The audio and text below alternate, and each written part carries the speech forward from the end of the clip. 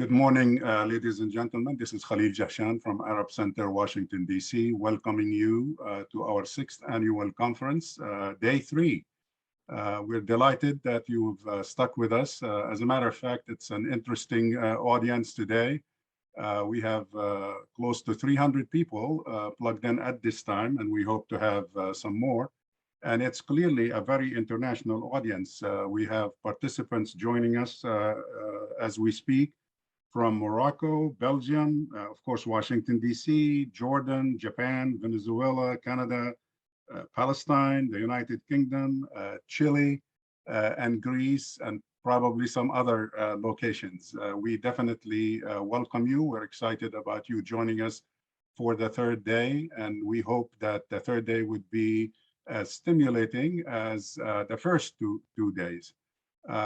We're about to start with the keynote address for today. We apologize for the slight delay in starting, mostly for technical reasons, and we hope to overcome that and proceed with the other guests in few minutes.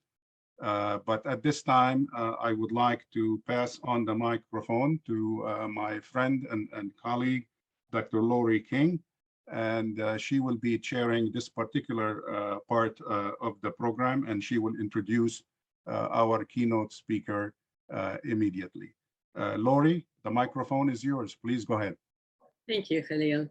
Good morning, everybody, and let me reiterate Khalil's welcome to the 3rd and final day of the Arab Center Washington's 6th annual conference, U.S. Policy and Global Competition in the Middle East. My name, as Khalil said, is Laurie King. I am an associate professor of anthropology at Georgetown University and a member of the board of directors of the Arab Center of Washington. And it is my great pleasure to present this morning's keynote speaker, who really hardly needs any introductions. His Excellency, Dr. Tarek Mitri, is currently president of St. George University of Beirut. He was previously the director of the Issam Fares Institute of Public Policy and International Affairs at the American University of Beirut, and he has a distinguished record of public service, having served successive governments in Lebanon between 2005 and 2011. Dr. Mitri was also special representative of the UN Secretary General and head of the UN support mission in Libya from 2012 to 2014. He is chairman of the Board of Trustees of the Institute of Palestine Studies, chairman of the Nicolas Soursak Museum, a member of the Strategic Council of Université Saint-Joseph, and a member of the Executive Board of the Arab Center for Research and Policy Studies.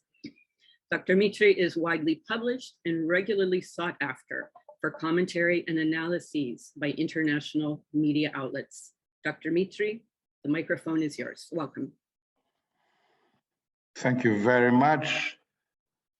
I'm very pleased to be with you this afternoon.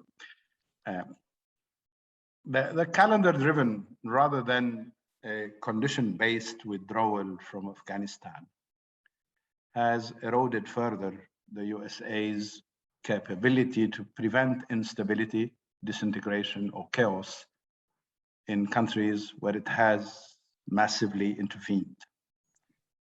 In this regard, the Arab world is not an exception. Afghanistan brings to the memory the failure of the USA in Iraq to steer a transition towards ensuring civil peace and building a functioning state. It also reminds us of the inability or unwillingness of the United States to reconstruct what it has destroyed in its military interventions and their aftermath. Ignoring the pottery store rule that Colin Powell had quoted, saying, "You break it, you own it." Irrespective of the confusion and at times the obvious contradiction in the American discourse on the goal of nation building and state building abroad, the declared end of interventionism is born out of the incapacity to achieve objectives of most, if not all, interventions. We may find ourselves outside the US inclined to see prolonged an era of US retreat, no matter if many Americans will perceive it to be a shift in foreign policy towards adopting a modified form of liberal internationalism. Faith in the so-called indispensable nation, imaged quite often in the South as a belligerent unilateralist, will likely be weakened. Mhm. The limits of American power are more clearly acknowledged, and to use the words of the French political scientist Bertrand Badi, we cannot anymore turn away from a new context where is manifested the powerlessness of the powerful, l'impuissance des puissants. Mhm. It's a new context where the US is signaling the end of its military presence in Afghanistan, and that is considered in Europe and elsewhere a blow to multilateralism, a sort of reminder of the Red Lines episode of Obama in 2013 and the consequences we know. I've heard a French minister allude to that. The Middle East, as it was the case with the previous administration, will be relegated in importance, trailing Asia and possibly Europe. We are told that the Biden administration will not give much attention to the Middle East. This region, with the exception of Iran, does not pose a serious threat to American interests, and there are not enough resources made available to advance those interests.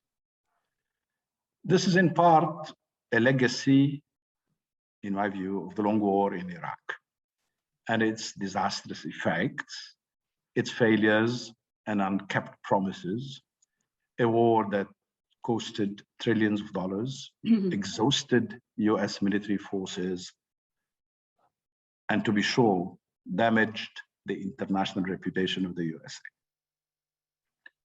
In the Arab world, those who were hostile to the US interventionist policy, as well as their opponents, who are worried about an American withdrawal, and many are, had equal, though differently motivated doubts about the reversal of imperial overreach abroad.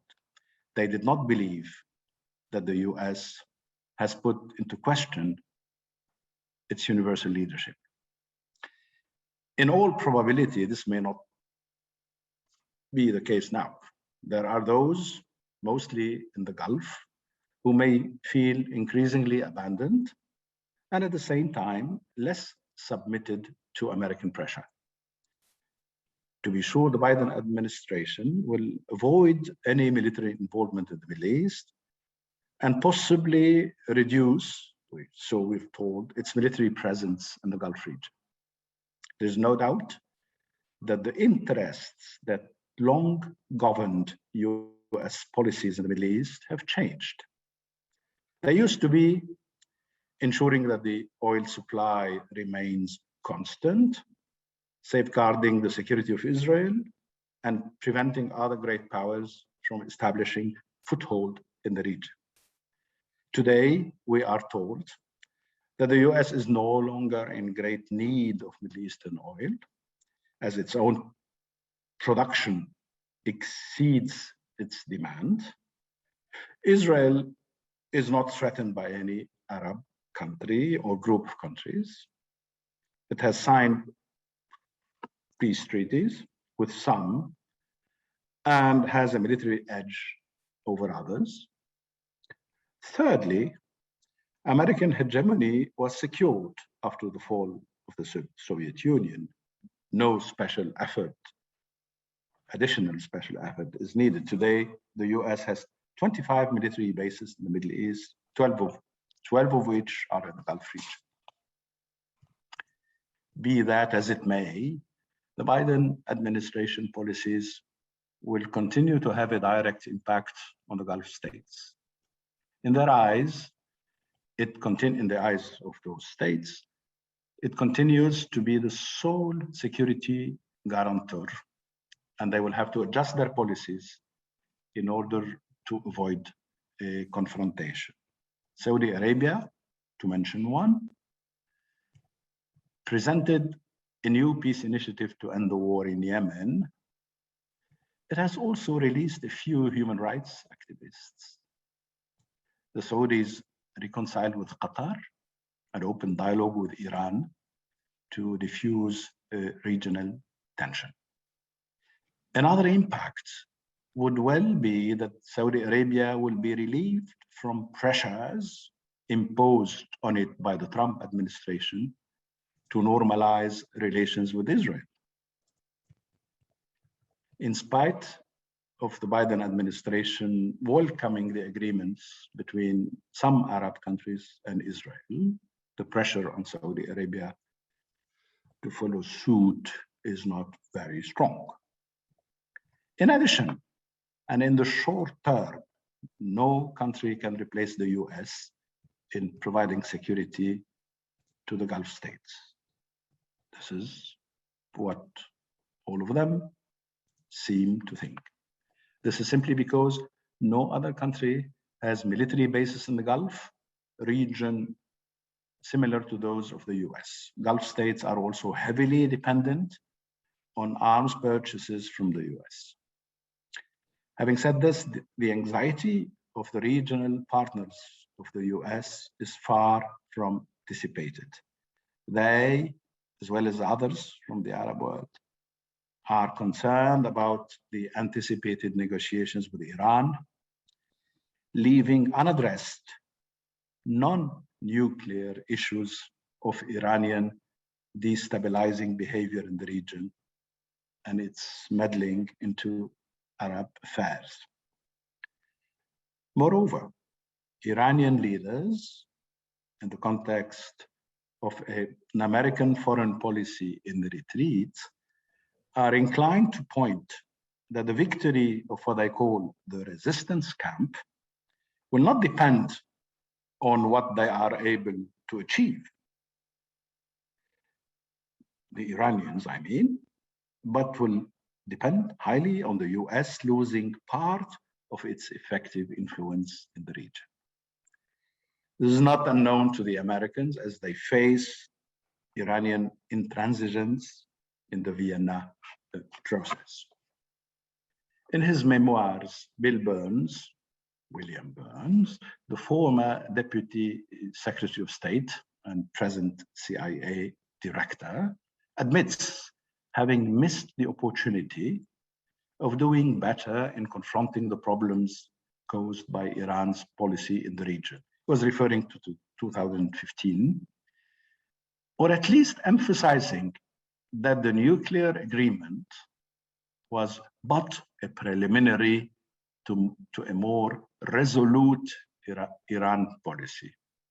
He also, Bill Burns, recounts in discussing the Iran pre-negotiations and negotiations that it would have been good for the United States to risk taking a better stand against the regime of Bashar al-Assad that would at the same time be a stand against Iran's interventions in Syria and contribute to the dispelling of some of the Arab worries they have caused and continue to cause.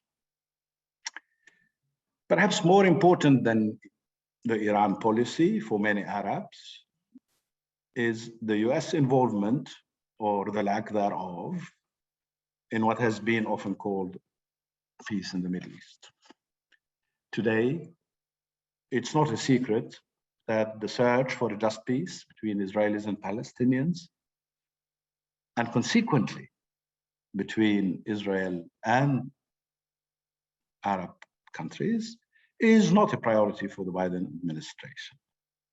While making a lip service to the two-state solution, there might be a mounting risk to reframe the search of peace, not in terms of putting an end to colonization and occupation, but instead in terms of a US role in facilitating an improbable deal between Israelis and Palestinians. One could also suspect that the US administration believes, as its predecessor did, that the fear of Iran would create a common ground between Israel and the Arab states, enough for them to join hands in trying to resolve the Palestinian issue. An assumption is often made about Arab regimes' willingness to be accommodating and patient as they consider the Palestinian issue important but not so urgent. All the impressions are not created ex nihilo, but they could be, in my humble view, a perennial illusion of US diplomacy in the Arab world. It is true, however, that the US did not turn a blind eye to the Palestinian-Israeli issue, especially in times where violence erupts. But the politics of US involvement does not seem to be any different from the past. The administration played a role a minimal, even if effective, to help brokering a ceasefire in May of this year. Soon after that, and unsurprisingly, President Biden promised US assistance towards rebuilding Gaza after 2 weeks of Israeli bombardments, but at the same time assured Israel of US assistance in replenishing its army with the system against Hamas rockets. In this vein, one could also mention 2 other examples where the US did not modify its traditional approach, giving limited importance to peace and justice in Palestine. The Biden administration, once again, shielded Israel at the UN, reflecting a persistent US role in a conflict in which it has de facto condoned Israeli occupation. Another reflex of shielding Israel might have gone unnoticed, for in the eyes of many, unimportant. It concerns the International Criminal Court. Biden had lifted the Trump-era sanctions on the International Criminal Court's general prosecutor and another high official that were imposed to thwart investigations in Palestine and Afghanistan. But while repealing the executive order that authorized the sanctions, the new administration continues to oppose ICC's possible actions in Palestine and Afghanistan. On the other hand, Biden has already reversed policies that stripped Palestinians of aid and diplomatic access to Washington. But it's likely that he will not confront Israel on the question of annexation. His advisors, so we are told, do not see the value of a push for a renewed peace process.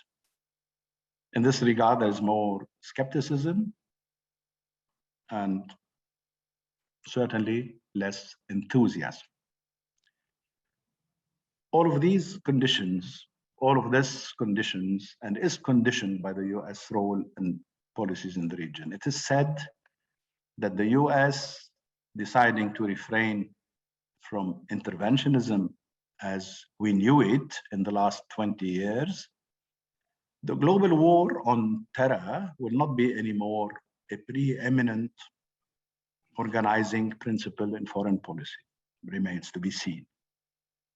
Yet, if that is the case, it will still be feared that the Arab world will be seen from the reductionist perspective of narrow reductionist perspective of counterterrorism, which will determine US involvement in the region, more particularly in arms sale, in cooperation and support to specific authoritarian regimes,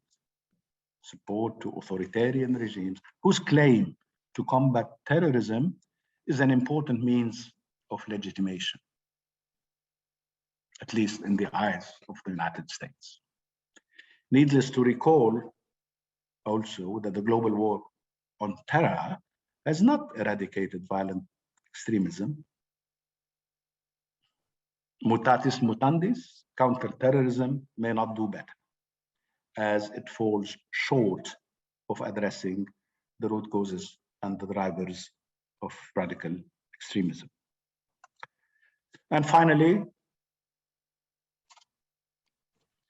another lingering question regarding US priorities in the region concerning the power vacuum that will be created in the Middle East.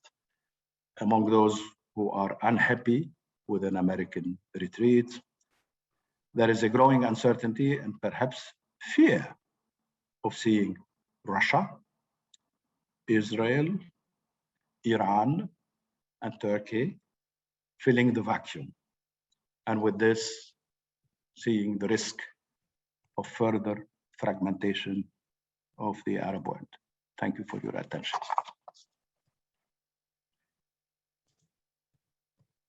Thank you very much, Dr. Mitri, and thank you to the audience as well. We have a question for you, and I think it echoes something of your last statements. You mentioned that some Gulf states feel abandoned as the result of US withdrawal and predicted that they will be less prone to pressure from the US administration. But do you feel they have viable alternatives to pivot away from Washington? And do you see any forthcoming profound and dramatic changes in Russian and Chinese involvements in the Arab world now that US hegemony is coming to an end? Thank you. I think I have tried to answer the first question. I think Gulf states who feel that they are abandoned and do not see much pressure put on them have no alternative to a sort of alliance with the US. They still see the US as the guarantor of its security. The many military bases that the US has in the region, it gives them a sense of security. And while they try to open up to both Russia and China, I don't think they're not ready anytime soon to change their international position. With respect to China and Russia, of course, Russia is trying to fill the vacuum. It's already there in Syria. Not only they're consolidating their influence, I would even say power in Syria, but they're using their presence in Syria as springboard to gain more influence elsewhere in the Arab world, starting with the immediate neighbors of Syria, like Lebanon and Iraq, where Russia is increasingly present, and even in further in other countries where historically Russia had no presence or influence whatsoever, including certain Gulf countries. But of course, filling in the vacuum is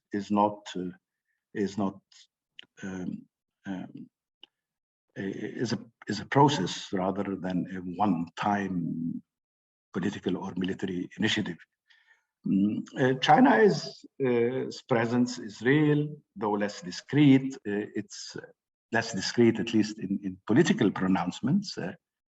China is economically weighs heavily, but politically is somehow mute with the exception of an emerging alliance, serious alliance with Iran. It remains to be seen how much China will be for some countries a true alternative. In my own little country of Lebanon, you hear people say, we've turned westwards for a century, now it's time to turn eastwards, and we have much to gain from China, and having lost much of the support we have hoped to have from Western countries. So, yeah, there is a change in the region. Most friends and enemies of the US try to position themselves in a way that adjusts to the vacuum created by the American retreat, if confirmed. Mm-hmm. Okay, thank you so much, Dr. Mitri. You've given us quite a lot of food for thought and discussion. And thank you to the audience for joining with us. I'm going to turn you over now back to Khalil Jashan.